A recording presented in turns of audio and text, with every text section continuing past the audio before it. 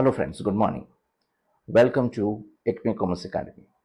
आज के सेशन में हम कवर करने वाले सेक्रेटरियल प्रैक्टिस चैप्टर नंबर। कल हमने यही सेशन में कल के सेशन में हमने कवर किया था टाइप्स ऑफ कैपिटल, जिसमें हमने देखा था what do you mean by authorised capital, issued capital, subscribe capital, unissued capital, unsubscribe capital.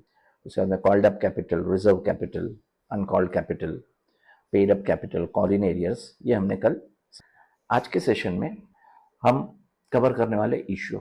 Now company shares कब इश्यू करती है? व्हेन कंपनी आइदर न्यू है, न्यूली फॉर्म्ड कंपनी है, या तो ऑलरेडी एग्जिस्टिंग कंपनी है, like a private limited which is converted into public company.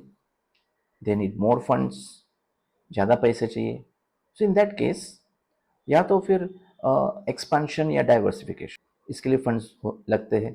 जब अपने बिजनेस को बढ़ाना है, नंबर ऑफ ब्रांचेस इंक्रीज करनी है, या फैक्ट्री प्लांट्स नए डालने हैं, so we need more capital. In that case normally we issue equity shares, और sometimes we may issue preference shares also. तो आइए देखते हैं आज method of issue. Now as you can see from the chart, mainly there are four methods, चार method है। पहले public offer, it is divided into IPO and FPO. Now what do you mean by IPO? IPO means initial public offer. First time when company offers its shares to public, it is called as IPO, initial public offer. FPO means further public offer. When company needs further capital, business के expansion या diversification के लिए और funds चाहिए, तब company क्या issue करती है? FPO, further public offer. उसके बाद में सेकंड है existing equity share holder.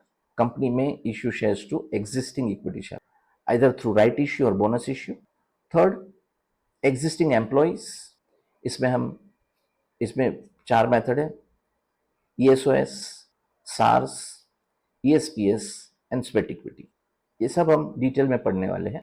And then private placement, it is again divided into right issue and preferential allot. तो आइए आज हम कवर करते हैं इसमें public offer. See no, company कब पब्लिक इश्यू करती है? When company is already an existing company, और when company wants to go public, company initial public offer करना चाहती है टू द पब्लिक। तो जो स्टॉक एक्सचेंजेस हैं, NSE और BSE या any other recognised exchange, recognised stock exchange, तो उनकी कुछ कंडीशंस होती है जो उन्हें फुलफिल करनी होती है। ये जब फुलफिल करते हैं, then they can declare IPO। तो वो IPO, initial public offer, declare कर सकते। So public issue of shares means nothing but offering the shares of the company to the public. Company के जो शेयर्स है वो हम पब्लिक को ऑफर कर सकते हैं। This only public companies can do. Private companies, आपको पता है, प्राइवेट कंपनी अपने सिर्फ जो मेंबर्स है उनको ही शेयर्स इशू कर सकती है। They can not go public, मतलब प्राइवेटली अपने शेयर्स इशू कर सकते। So public issue means offering the shares of the company to the public. ये सबसे कॉमन मेथड है, ये सारी कंपनी करती है। कंपनी क्या करती है? Company will issue a prospectus. Company क्या करती है? प्रॉस्पेक्टस इश्यू करती है, और फिर वो पब्लिक को ऑफर करती है। इफ इन्वेस्टर्स हैं, इफ दे आर इंटरेस्टेड, वो कंपनी के IPO के लिए अप्लाई कर सकते हैं, शेयर्स के लिए अप्लाई कर सकते हैं। अभी इसमें हमने पहले ही देखा, इसमें दो मेथड, एक fix method, fix price issue method, and second book building method. तो आज ये दोनों मेथड हम कवर करने वाले हैं। No, fix price issue method क्या होता है? प्राइस फिक्स कर दी, हमारी मर्जी से हमने एक प्राइस फिक्स कर दी, ओके, कि हमें जो शेयर्स है वो हमें 500 रुपीज में बेचने हैं। तो कंपनी क्या करेगी? अपने शेयर्स ऑफर करेगी एट द रेट ऑफ 500। जिसको इंटरेस्ट है वो कंपनी के शेयर्स में इन्वेस्ट करेगा। So see, under this method, the company states in its prospectus the quantity and price at which shares are offered to public. Prospectus में number of shares कितने issue करने हैं and at what price, ये already उनके prospectus में mention होता है। The investors are asked to pay certain portion of face value of shares or entire issue price along with the application. अब जिसको interest होगा shareholders को, वो कंपनी के शेयर्स के लिए अप्लाई करेंगे। नाउ कंपनी ये जो शेयर की वैल्यू है वो इंस्टॉलमेंट में भी ले सकती है, जैसे कल ही मैंने बताया था कल के सेशन में कि application money, allotment money, first call money and final call money ऐसे इंस्टॉलमेंट में भी कलेक्ट कर सकती है, या तो कंपनी चाहे तो उसको वन अटेम्प्ट में, वन शॉट में company can collect the money of the shares. Now company comes to know demand of its shares only after the subscription period ends.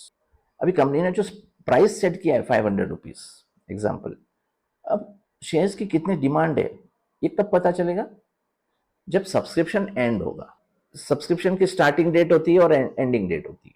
मतलब हमने आईपीओ इश्यू किया तो वो normally it is kept open for 10 days, infrastructure company के लिए वो 30 days का भी पीरियड होता है, राइट? सो कंपनी को उसके बाद में पता चलेगा। अगर कंपनी के सारे शेयर्स बिक गए means there is good demand for the company shares. Company can issue shares at par और at premium. Notice shares issued at par. For example share की फेस वैल्यू 10 रुपीज है और हमने उसको 10 रुपीज में ही बेच दिया, it is called as issued at par. Now what is issued at premium? जब कंपनी के शेयर्स की वैल्यू 10 रुपया है और इसको हमने बेचा 500 रुपये में, तो हमने क्या किया? हमने शेयर्स इश्यू किए एट प्रीमियम, हमने प्रीमियम कलेक्ट किया। No, premium is normally collected for the goodwill और रेपुटेशन।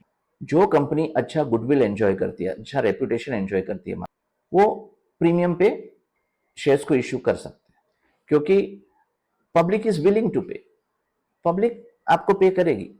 आप प्रीमियम के 490 रुपीज एक्स्ट्रा मांग रहे हो, कंपनी को लगता है नहीं, कंपनी के शेयर्स में इन्वेस्ट करने में हमारा फायदा है, इन that case they will even पे 500 rupees. So fix price method जो है it is use for all type of issues, public issue, right issues, whether it is issued to existing shareholders or whether it is issued to new investors or whether it is issued to, you can say, employees through ESOS, ESPS. तो ये fix price issue method where price is fixed in advance. पहले ही prospectus में लिखा रहता है कि कितने शेयर्स इश्यू करने हैं, कौन से टाइप के शेयर्स इश्यू करने हैं and what will be the price, ये पहले ही तय होता है। तो ये है फिक्स प्राइस मेथड। अब आइए देखते हैं सेकंड मेथड जिसको हम बोलते हैं book building method. Now under this method क्या होता है कि company wants to find out कि what is the demand for the shares. Company के शेयर्स की कितनी डिमांड है, company wants to find out and then they want to issue. तो कंपनी क्या करेगी? पहले red herring prospectus issue. Red herring prospectus में सारी चीजें वैसे ही मेंशन होती है जैसे नॉर्मल प्रोस्पेक्टस में होती है, but this is in short. यहाँ पे सारी इंफॉर्मेशन ब्रीफ में दी होती है, उसको प्रॉपरली एक्सप्लेन नहीं किया होता है, जस्ट पॉइंट वाइज उसमें सारी इंफॉर्मेशन होती है, वो होता है red herring prospectus. So company will issue red herring prospectus and company क्या करेगी? कंपनी अपनी एक रेंज देगी, like company wants its shares to be issued between 750 to 800। 750 रुपये से 800 रुपये के रेंज में कंपनी अपने शेयर्स को बेचना चाहती है। So company will give the range, lowest range that is 750 rupees, let us say 750 रुपये की range, it is called as floor price. और जो हाईएस्ट रेंज होती है लाइक 800 रुपीज, ये होती है cap price. So company indirectly अपने इन्वेस्टर्स को बोलती है कि आप बीड कीजिए, व्हाट यू फील कि हमारे शेयर्स की कितनी वैल्यू होनी चाहिए। इन्वेस्टर को क्या लगता है? तो ये जो रेंज है 750 to 800, इसके बीच में कंपनी क्या करती है? ये इन्वेस्टर्स को रेंज देती है, उसके बीच में उनको बीडिंग करना है। नाउ सपोज 10 इन्वेस्टर्स ऐसे थे जिन्होंने 750 के ऊपर अप्लाई किया, बाकी के कुछ ऐसे थे जिन्होंने 775 पे अप्लाई किया, 40-50 इन्वेस्टर ऐसे हैं, बाकी के कुछ इन्वेस्टर्स हैं उन्होंने 790 पे किया, किसी ने 800 पे, बट ज्यादा से ज्यादा इन्वेस्टर्स ने क्या किया? 775 के ऊपर अप्लाई किया। सो कंपनी क्या कहती है कि ओके ठीक है, this is our price, so we will sell all shares at 775। अभी जो एप्लीकेशन 775 के नीचे की वैल्यू पे आई है, जैसे 750, 760, 770, ये ऑटोमेटिकली रिजेक्ट हो जाए, एंड दोज अबव 775 ये एप्लीकेशन को कंपनी क्या करेगी? एक्सेप्ट कर लेगी और ये शेयर्स कितने में इश्यू होगा? 775। तो ऐसे ये पूरी प्रोसेस चलती है। Now let us see See, under this method, the issuer company determines the number of shares and the issue price at which shares be sold by bidding process. आपको bid करना है. The company issues a red herring prospectus which contains price range or price band. उसमें कंपनी अपना price range देती है and ask the investors to bid on it. आपको उसके ऊपर बीड करना है. The lower end of the price band is called floor price. जो लोअर प्राइस है वो क्या है? फ्लोर प्राइस है. अब ये जो मैंने एग्जांपल दिया था उसमें 750 क्या होगा? फ्लोर प्राइस होगा. while the highest end is called as cap price, जो कि हमारा 800 है. और ceiling price, the final price at which shares are offered to the investors is called as cut off price.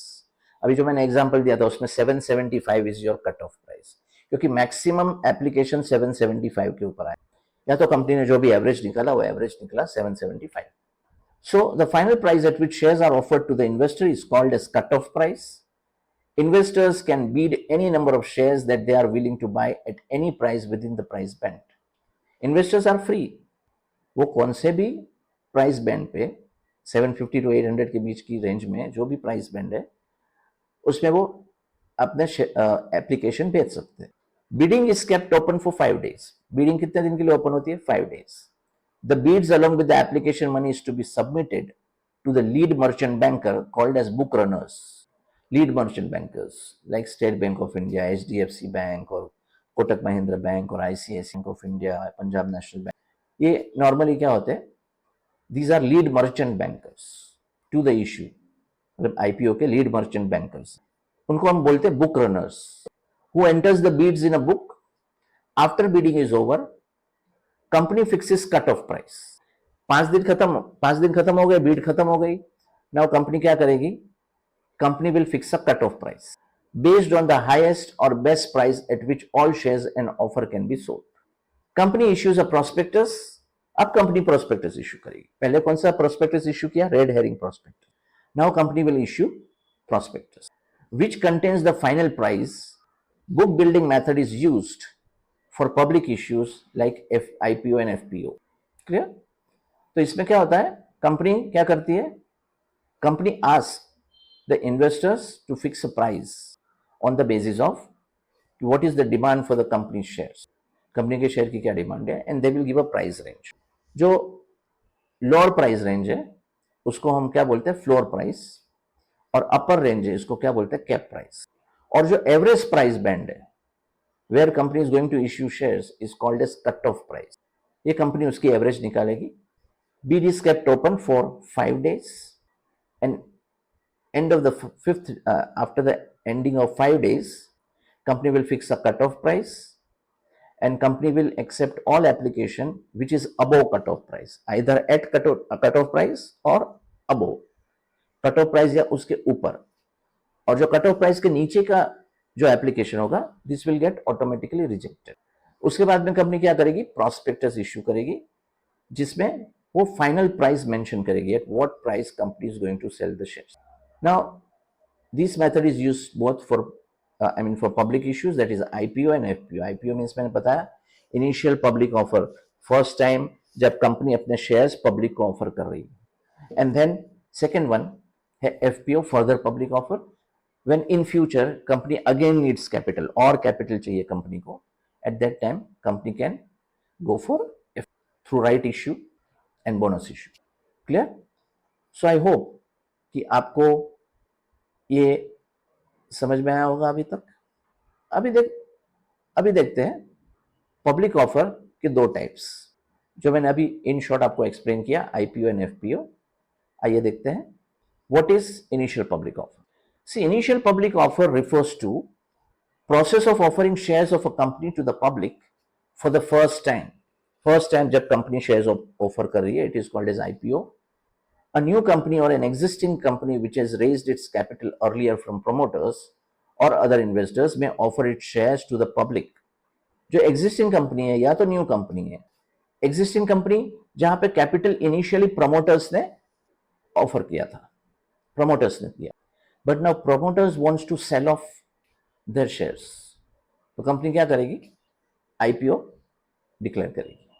When it is in need of fresh funds, the first time the company offers its shares to the public is called as initial public offer. अभी देखो ये initial public offer ये explain the term और concept में भी पूछ सकते हैं बोर्ड के पेपर में, आईपीओ पास्ट में पूछा हुआ.